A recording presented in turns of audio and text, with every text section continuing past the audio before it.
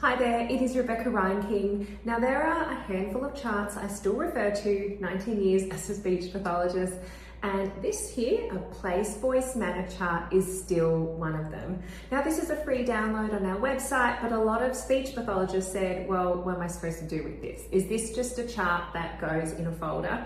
And the answer is no. I'm going to share with you three ways that I use my place, voice, manner chart. One of them is to help me with assessment, another one is for articulation therapy, and the third one is for a phonological intervention approach. And just know that you can always click the link below to download your free copy as well. First up, let's look at assessment. Now, I use a place, voice, manner chart to help give me more information, to give me a visual analysis of a child's speech sound inventory. Now this is in addition to maybe listing out different phonological patterns, but I feel like a place, voice, manner chart can help me look at the child's speech inventory from a different angle and maybe see things, see patterns that a single word assessment doesn't readily show. Now my biggest tip to using this is to grab two coloured markers. I prefer green and red. Green is helpful for colouring in and marking clear or correct sounds, and red are for incorrect or distorted sounds, or even sounds absent from a child's inventory. It depends what categorisation you're using. Now I've got a sample here just to give you a look to show you.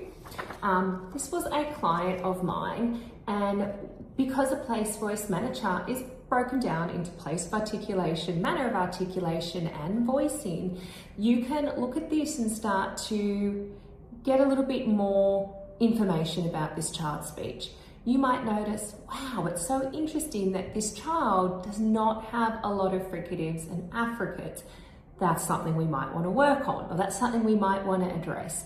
Or you might look at the place of articulation and go, wow, it's really hard for the child to, use these sounds with this place of articulation. So it can just give you more information, especially if the child has a restricted speech sound inventory.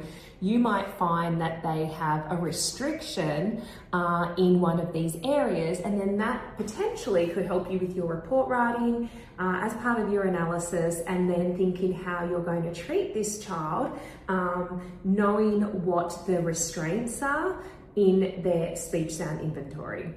The second way that you can use a place, voice, manner chart is to help you identify facilitative contexts. Now let's say that your child has difficulties with the S sound. They can't say S clearly. What you might do is you might look at this place, voice, manner chart here, and you might identify if there are any other consonants that share features similar to S. And usually what I do is I look at the place of articulation first. Now, as you can see, there are other sounds where the tongue is in the same spot or the same position where it needs to be for S. So what you might do is you might probe and try to see if there are words that have different combinations of those other sounds before and after the S sound. So it could be ST clusters in initial position, TS clusters in final position, so that you can see whether some of those other sounds which share the features that you're trying to teach can help, say, the sound that your child struggles with. Two other really great tips for facilitative context. If you look at R and you look at where it is, if your child can say an SH sound clearly, potentially you might look and see if SHR clusters might help. Also, another one I like to do is if I have a child who is fronting and they're not really stimulable for K and G, I will check to see if they can say words ending in NG, like sing, because if you look at the place, voice, manner chart here, that NG sound achieves the correct tongue movement that we would like to see, the correct contact. It's the back part of the tongue raising up. So maybe we could use the child's knowledge of that sound to help get a K. So it could be sing. So if you find that you have a child and they have really low stimulability and you've tried all your tricks, just think about a place, voice, manner chart and see if you can steal some features from sounds that they can already say to help you with the sound that you are struggling with. The last way that you can use a place, voice, manner chart is if you are using the multiple oppositions approach. Now this approach, it's really about maximizing learning. So you have to be very strategic with these sounds that you choose to contrast to the child's error sound. Now typically when you choose multiple oppositions, the child is saying a sound like D or H or W for many sounds. And your job as the SLP is to choose 2 to 4 different sounds to contrast with the one that they're saying for many sounds. And this is where a place, voice, manner chart helps. Now, in order to reorder a child's phonological system, you want to make sure that whatever target sounds you are choosing to contrast with D, that they are as different or as maximally different as possible in terms of their place, voice, and manner to their favoured sound.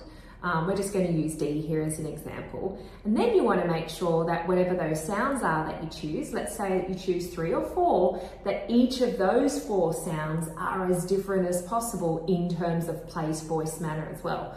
And that's where this chart helps. So let me give you an example. Let's say if a child says D for many sounds.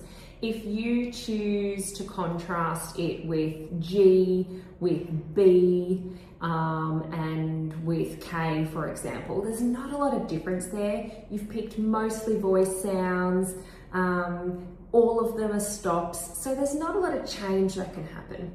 But if you contrasted D with F, G, CH and SL, for example, right now you've really introduced different places, voices and manners of articulation, including a consonant cluster, which will hopefully help to maximize phonological learning and help the child be more intelligible, because we've injected a lot of these different features into our target words for their learning.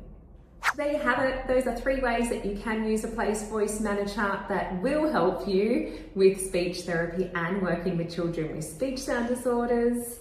If this helped, please hit subscribe so that we can continue to support and make more videos for our speech therapy audience, and make sure that you click the link below so you can get the free download, laminate that place, voice, manner chart and start using it in therapy to help your children.